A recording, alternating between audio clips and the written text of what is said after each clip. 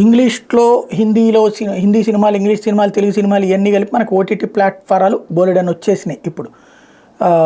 ఏది Amazon prime దగ్గర నుంచి చూసుకుంటే జీ వాళ్ళది ఉంది, అట్లాగే సన్ వాళ్ళది ఉంది, హాట్స్టార్ ఉంది, ఇట్లాంటివన్నీ ఉన్నాయి. తెలుగులో అట్లాంటి ఒక ప్లాట్ఫామ్ మొట్టమొదటి సృష్టించింది అల్లు అరవింద్ గారు ఆహా.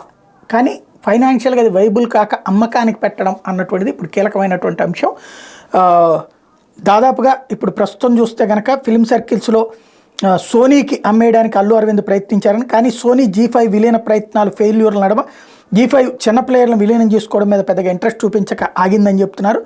ఆహాలో కంటెంట్ కూడా వాస్తవంగా మిగతా వాళ్ళతో పోల్చుకుంటే తక్కువగానే ఉంటుంది, అంటే తెలుగు కంటెంట్ ఎక్కువగానే ఉంటుంది మెయిన్ మిగతా వాటి కంటే, అంటే మిగతా వాటికి లేదు కాబట్టి మంచిదే కంటెంట్ పరంగా. అయితే తెలుగులో హయ్యెస్ట్ కంటెంట్ ఉంది, కానీ తెలుగు ఒక్కటి టచ్ చేయకపోవడం అన్నట్టుంది ఇక్కడ కీలకమవుతుంది. నిజానికి అల్లు అరవింద్ జాగ్రత్తగా చౌకగా దొరికే సినిమాలు, టీవీ రియాలిటీ షోలని, పోలిన ప్రోగ్రామ్స్తో తక్కువ ఖర్చుతోనే కంటెంట్ సమకూర్చుకుంటూ వచ్చారు. కాబట్టి రెవెన్యూ పెద్దగా పెరగకపోవడంతో ఆ ఖర్చులపైనే తన మీదనే పడేటటువంటి పరిస్థితి వచ్చేటప్పటికి ఆదాయం తక్కువ, ఖర్చులు ఎక్కువ, సమకూరుతున్నటువంటి కంటెంట్ తక్కువ, పైగా సబ్స్క్రిప్షన్ రేట్ కూడా తక్కువ ఉండటంతో అది రాకపోయినటువంటి నేపథ్యంలో ఇప్పుడు శాంతం ఆహాని వదిలిపెట్టేస్తున్నారు. కాబట్టి కొనేవాళ్ళు కరువయ్యారన్నటువంటిది ప్రస్తుతం వినబడుతున్నటువంటి మాట.